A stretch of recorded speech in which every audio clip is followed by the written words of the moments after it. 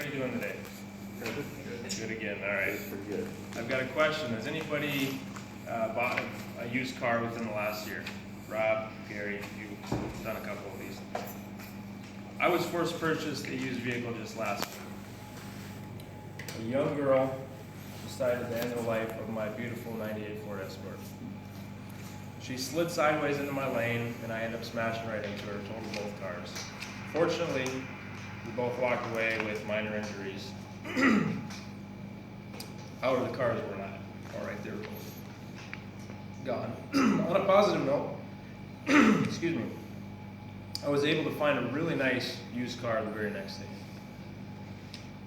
How, you ask?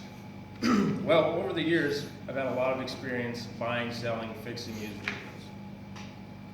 Because of this, I've been able to find solid, reliable vehicles and identify most common issues with them before even purchasing. Let's be honest here, buying a used vehicle can be a gamble sometimes. But with the right knowledge, I believe anybody should be able to find a solid, affordable, and reliable vehicle. I want to share this knowledge with you. Let me go over some tips in helping you find the right vehicle. First off, make sure you're paying the right price for this vehicle. Don't pay more than it's worth. Check the actual value of the vehicle through websites like Kelly Blue Book, NADA. These websites can give you the current value of the vehicle based on today's market with the year, mileage, make, condition, things like that. When it comes to searching for a vehicle, you'll be able to determine which vehicles are overpriced. So you go out, you have a ballpark range of what you're going to pay for all these vehicles. And don't forget about the power of negotiation. Most times when you find a excuse me, when you find a vehicle for sale from a private owner, they're willing to negotiate the price. That is, unless they clearly state in their ad that it is not negotiable. Also, if the vehicle has flaws or mechanical issues, you can use these flaws and issues to negotiate the price. And this could, you could be saving $100 or you could even be saving $1,000 if you negotiate with the right people. And this is also the benefit to buying from a private owner versus a dealership price negotiation. Normally, the dealership's not going to give you the option to knock $1,000 off of the retail. So that is the best option for you. Which brings me to my next tip. Don't drive straight to the dealership. There are many other ways to find vehicles rather than driving to the nearest car lot. Craigslist, AutoTrader, auctions, and other websites can be used to track down the right vehicle. If you live in a large city, chances are there's thousands of vehicles right close by for sale. However, you wouldn't know unless you've been looking for them.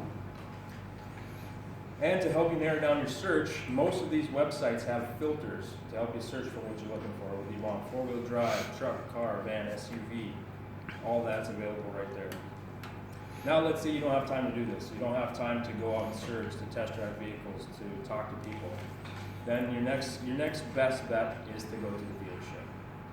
However, don't just go to any dealership. Ask your friends, ask your family, ask relatives, people who've recently bought a car, and find out how their experience was. In other words, find a legit dealership. Especially like a Ford, Toyota, Dodge, Chevrolet. You're looking for credible dealers. Once you find a dealership, take your time in looking. Don't just go to the nicest, shiniest looking vehicle and say, hey, I want that one. No, we're not going to do that. You're going to ask a lot of questions about this vehicle, and you're not going to give in to the pressures of the salesman. They are pushy, we know that. And they will push you in the wrong direction sometimes in places you don't want to go.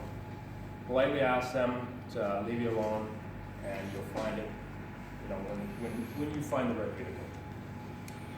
So, for example now, once you find a vehicle, we're going to thoroughly inspect it. Don't take anyone's word for it. You're not going to If someone tells you it's the best car you've ever owned or they've ever owned, you're not gonna find any problems with it.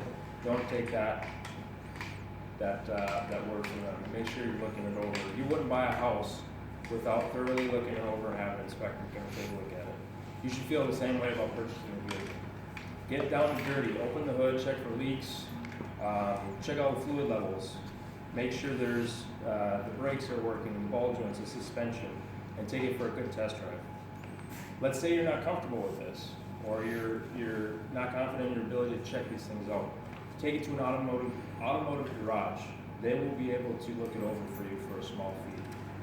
Sometimes they'll charge anywhere from $7,200 depending on what you ask them to do. This is cheap insurance, believe me, especially if you're paying a lot of money for this vehicle. Now in my case, I paid $1,000. I'm not gonna spend $200 to have it looked at. I was able to look at it myself and deem that it was a decent car. I've purchased a lot, vehicles also used normally don't come with a warranty. So keep that in mind. Once you drive off the lot, that car becomes yours and so do all the problems. I've purchased a lot of vehicles in the past. I've had good experiences and bad experiences. Take my advice and don't make the mistakes I've made. So let's recap. First, we're going to pay the right price. We're going to find out the vehicle through KDB and ADA. And then next, we're going to drive to the nearest, we're not going to drive to the nearest dealership. We're going to look through websites like Craigslist, AutoTrader, and other sites to try to find something. And lastly, we're going to thoroughly inspect this vehicle or have someone else inspect it. Anything that we may be interested in. If you follow these tips, you should have no problems finding a solid, affordable, and reliable vehicle. Thank you guys all for your time.